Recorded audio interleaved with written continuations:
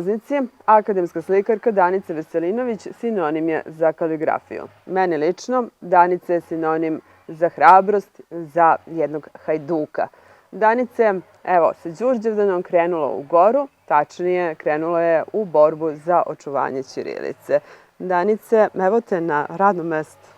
Tako je. Posle duže pauze, tačnije, eto, stižem iz daleke Tanzanije gdje sam također radila promociju kaligrafije i našeg pisma. Sada sam tu, došla sam da među svojim ljudima u svom zavičaju radim promociju ovog starog umetničkog zanata i da, evo, zajedno saznamo još nešto više o lepom pisanju. Ti si nama danas pripremila jednu divnu scenografiju ovdje u Tršiću. I to je nešto što prati tebe uvek kada imamo časove kaligrafije, jednostavno ide i scenografije. Tako je, to je nekako sada već postao i moj zaštitni znak. Možda jedina radim kaligrafiju na ovaj način, nisam sigurna, ali ono što znam jeste da uživam u svemu tome kada pripremam jednu priču o kaligrafiji, da pripremim celu scenu, da pripremim kostime, da pripremim sve ono što je nekada služilo jednom kaligrafu kada je izrađivao jedan umetnički rad ili knjigu. Tako da samim tim kada ja postavim tu scenografiju i svi oni koji su tu da vide kako se to nekada radilo, dožive zanat na mnogo kvalitetniji način. Ti spadaš u umetnike mlađe generacije. Reci nam nešto više o svom školovanju, o tome kako si izabrala da isključivo kaligrafija bude tvoj pravac u kom ćeš delovati. Ja sam završila prvo srednju školu za umetničke zanate u Šapcu. Kada sam se u stvari prvi put i susrela sa kaligrafijom i veštinom lepog pisanja, to je za mene bilo nešto potpuno novo i nešto u što sam se zaljubila na prvo ispisano slovo. Već tada sam znala u stvari da će me ta veština, taj zanat, ta umetnost pratiti kroz život, jer mi se jako dopalo u smislu da mogu svoju kreativnost da izrazim kroz stari zanat u savremenim okvirima. Kasnije sam upisala fakultet savremenih umetnosti u Beogradu, gdje sam također izučavala kaligrafiju svih 5 godina.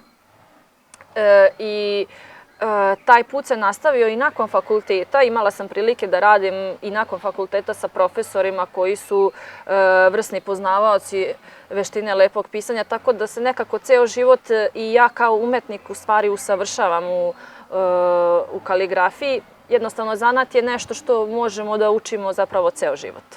I tebe već 5. godinu kaligrafija vodi u Afriku. Tako je. Već 5. godinu svake zime odlazim u Afriku gdje radim promociju kaligrafije i ćiriličnog pisma. Vraćam se obično u prolećnom periodu u Srbiju kada već ovdje kod nas kreću manifestacije i programi gdje se kaligrafija može predstaviti na najbolji mogući način. U tvom kalendaru aktivnosti od Đurđevdana do Mitrovdana sijaset je manifestacije i događaja. Pa ajmo redom uvesti nas. Šta je prvo? Ono što prvo nastavljam ovdje, evo kako sam došla iz Afrike, sa časovima u Etnografskom muzeju u Beogradu, gdje već, evo, sada je godinu dana kako držim školu kaligrafije i također nastavljam sa programom putovanja po manifestacijama na kojima u okviru kulturnih događaja ljudi mogu vidjeti kako je izgledala i veština lepog pisanja, tako da ću ovog proleća i leta na dosta manifestacija, ne samo ovdje u Loznici, već i širom Srbije predstaviti u stvari ponovo veštinu lepog pisata i oživjeti je u stvari ljudima koji to do sada nisu imali prilike da vide. Kakva je reakcija kada se susretnu sa kaligrafijom? Kako reaguju mladi, kako reaguju stari? U suštini nikada ne izostaju te pozitivne reakcije upravo iz razloga što predstavljam zaista na drugačiji način taj zanat, a osim toga velika većina ljudi nažalost nije imala priliku do sada da vidi kaligrafiju ili da se oproba u veštini lepog pisanja. U suštini sve što radimo rukama, manuelno, ljudima privlači pažnju jer zanat jeste nešto što je svakom ljudskom biću u genima. Zanat je nešto sa čim smo kao civilizacija krenuli da se usavršavamo i da napredujemo. Tako da zanat je neka osnova koja u stvari svima prija kada se upustimo u tu neku veštinu, da li je u pitanju kaligrafija ili tkanje ili vez ili mozaik. Nešto manualno što svako može savladati i svakom će sigurno prijati. Kako ide to savladavanje s obzirom da danas uglavnom svi kucamo na telefonima, kompjuterima, više smo zaboravili da pišemo?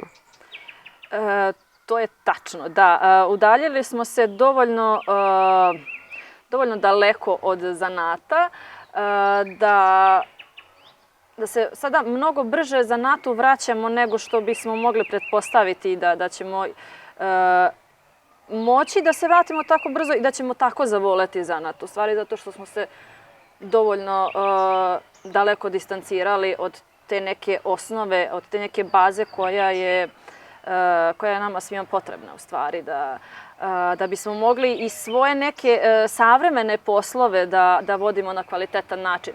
Evo, primjera radi, u mojoj školi kaligrafije u Beogradu, u Etnografskom muzeju, sve više dolazi mladih ljudi, grafičkih dizajnera, menadžera umetnosti i kulturi, tatu majstora, kojima je potrebno da savladaju osnovu, odnosno zanat, da bi sutra mogli kvalitetno da rade te svoje savremene poslove. Koliko si, kada si počinjala, razmišljala da će, kaligrafija biti povezana sa tetoviranjem? Nisam uopšte razmišljala o tome, ali toliko me sada oduševljava da drugi jesu prepoznali u stvari šta im nedostaje za te njihove savremene poslove i zanimanja, da sam prosto oduševljena što to ide u takvom jednom pravcu i verujem da će se još više ljudi osvestiti i vratiti zanatima, jer bez zanata nema dobro kvalitetnog posla. A koliko smo se udaljili od ćirilice? Sad, da. Savremeni tokovi kretanja doneli su i to da smo se malo više udaljili i od sopstvenog pisma. To jeste problem, ali verujem da možemo, evo ovako upravo kroz zanat, kroz priču, kroz razne programe i manifestacije koje u sebi sadrže upravo tu priču koja je vezana za pismo, za ćirilicu, da se možemo vratiti svom matičnom pismu, jer zaista koliko god da su poslovi savremeni, nema potrebe da se udaljavamo od pisma koje je nešto što je, kada kažemo Srbija, prepoznatljivo u svetu. Iz tog razloga sam zaista dosta imala prilike da proputujem svetom i da prikažem kaligrafiju i srpsku ćirilicu, jer je to strancima egzotično, kao što su nama egzotična pisma poput kineskog, pa recimo na arapska slova i tako dalje. Tako da zaista nemamo čega da se stidimo, možemo samo da radimo svi zajedno na tome da ćirilica bude naš brend. Pomenula si da si proputovala svet. Gde si sve stigla sa kaligrafijom, ćirilicom i našim pismom? Pa eto, ja ću navesti samo neke zemlje u kojima sam bila.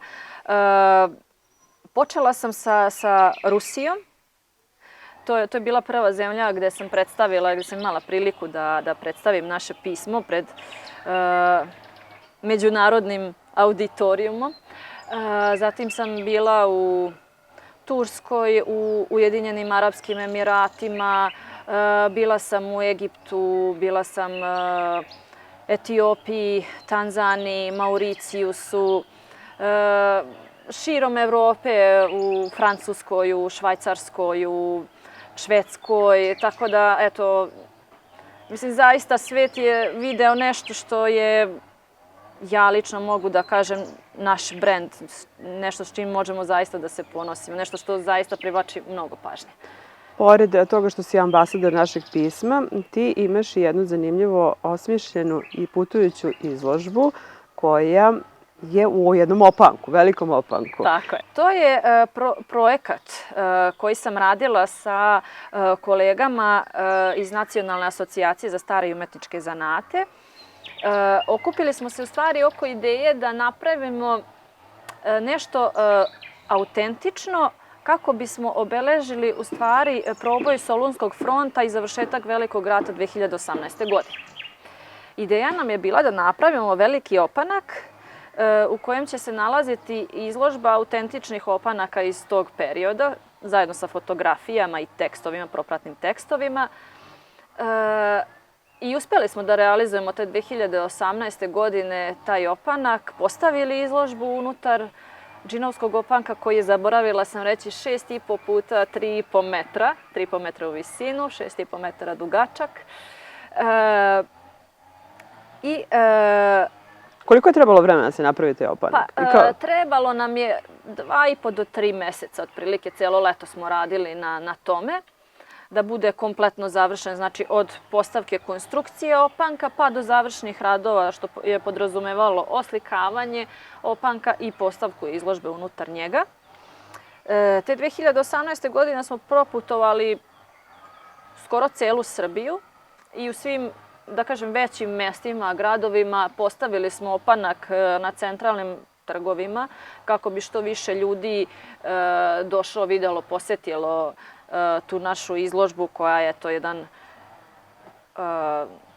vid obeležavanja te značajne godišnjice.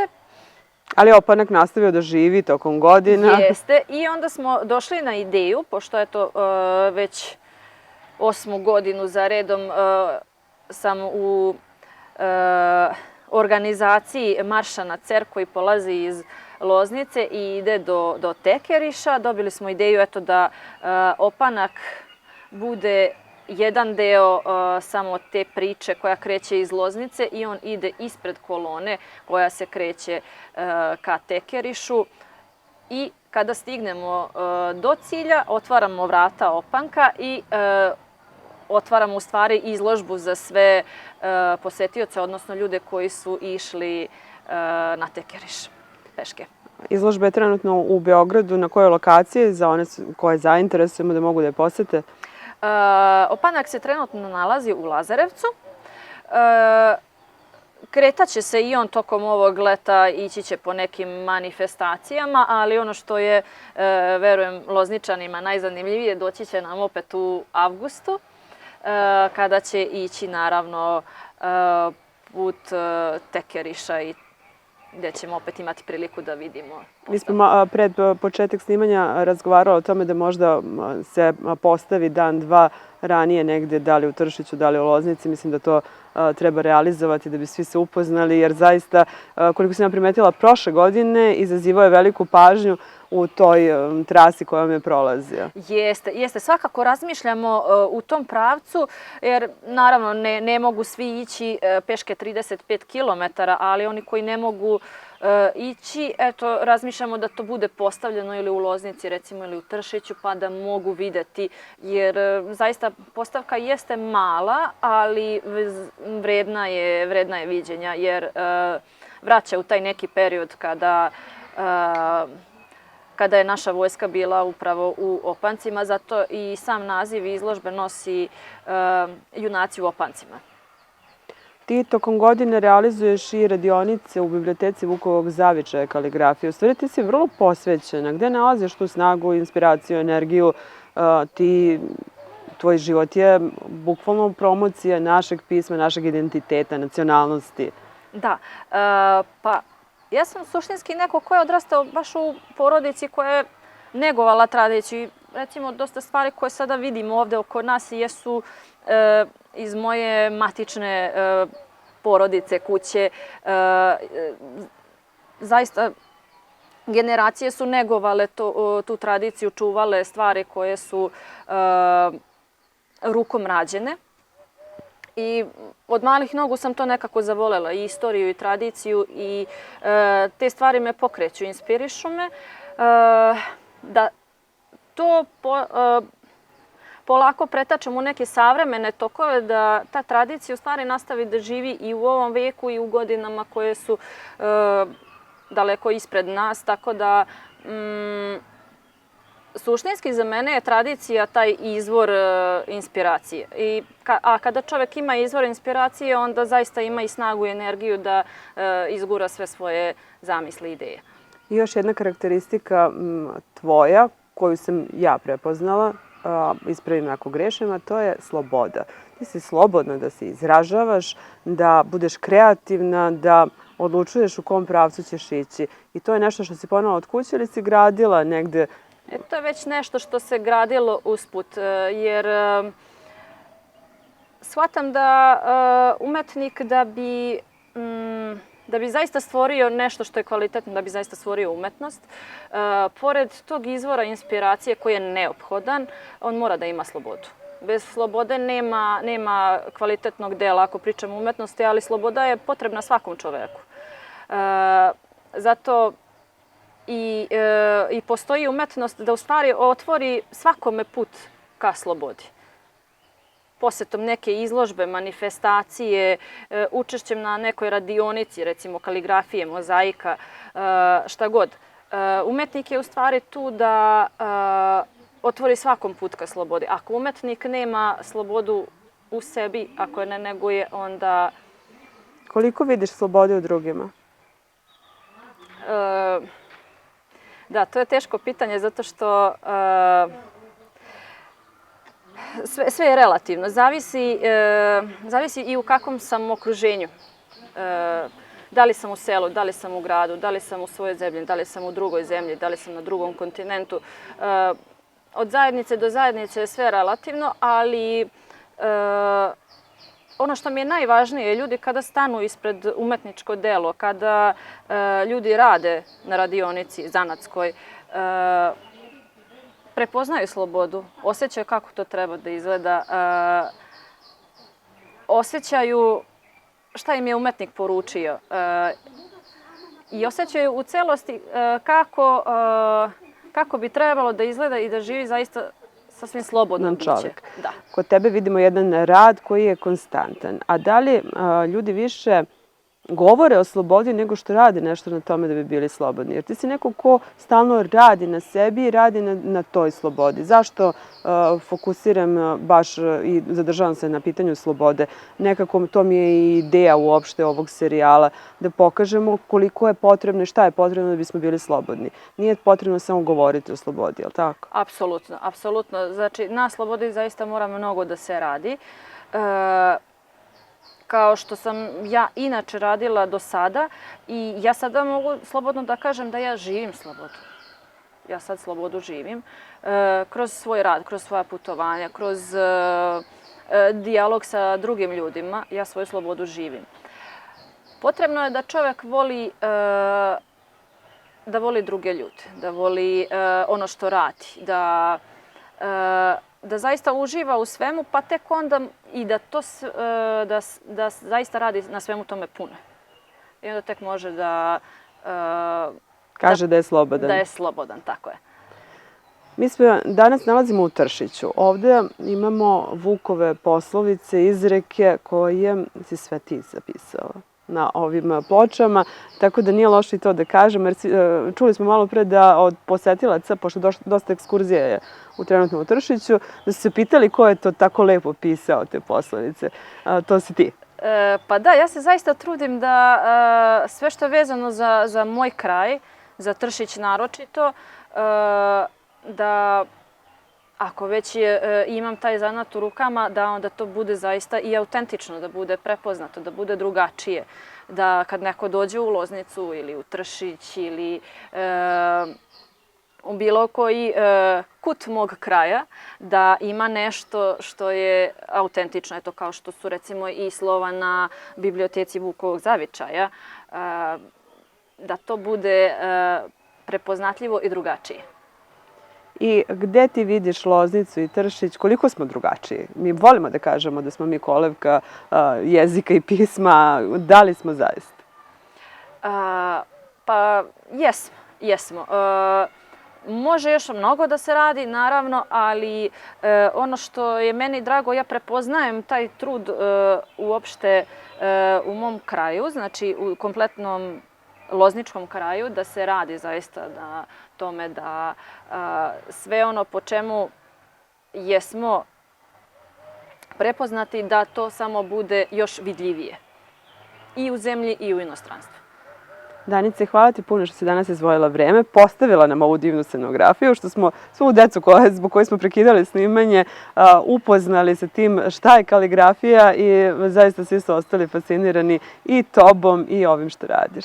Hvala i vama na prilici da sam mogla da kažem i gde sam sve bila i šta sam radila i šta ću raditi u narednom periodu. Svakako se družimo tokom ovog leta, što u Tršiću, što u Loznici, a što u Tekerišu, Gučevu. Imaćemo prilike da te sretnemo. Tako je, hvala vam puno.